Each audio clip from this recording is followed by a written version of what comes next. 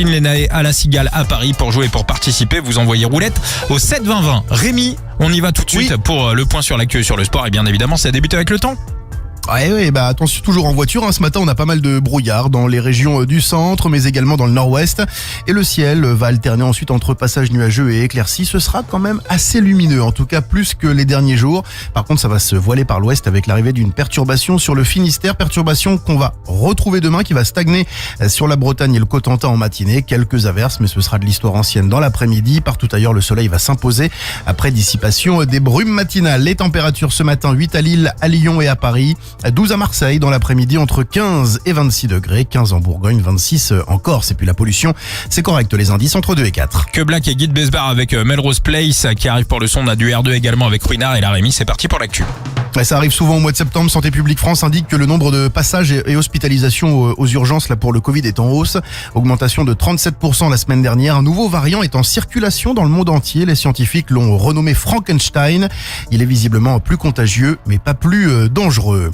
Il est désormais soupçonné de viol. Garde à vue prolongée pour l'homme de 34 ans interpellé jeudi en Loire-Atlantique. Il est accusé de l'enlèvement d'une jeune fille de 12 ans dans l'Orne. Annonce faite par le parquet d'Argentan. Le suspect, qui est un ami du père de la jeune fille, a été arrêté grâce à un signalement dans une supérette quelques heures après le déclenchement de l'alerte enlèvement. La fin de la première semaine du procès de Cédric Jubilard. Pas de preuves irréfutables données au cours des audiences. La déposition d'un témoin considéré comme un expert a suscité beaucoup de réactions. Il affirme avoir une piste pour retrouver le corps de Delphine Jubilard.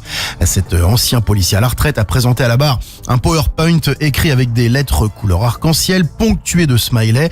La défense évoque une enquête mal ficelée et incomplète. Et puis, ces propos très virulents signés Benyamin Netanyahou à la tribune des Nations Unies. Ça paye de tuer des juifs.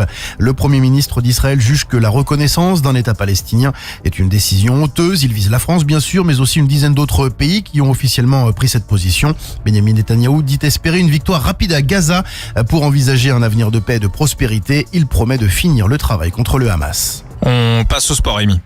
Oui, avec la Ligue 1 qui se poursuit aujourd'hui, la 6e journée, avec 3 matchs à l'affiche à 17h, Lorient-Monaco, à 19h, Toulouse qui reçoit les Canaries nantais, et puis à 21h05, le Paris Saint-Germain accueille Auxerre au Parc des Princes.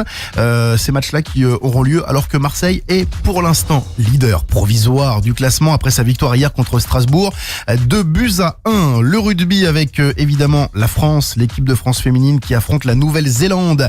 C'est le match pour la 3e place de la Coupe du Monde. Ce sera à 13h30 et puis en top 14 à 14h30, début de la 4e journée, Stade Français Bordeaux-Bègles.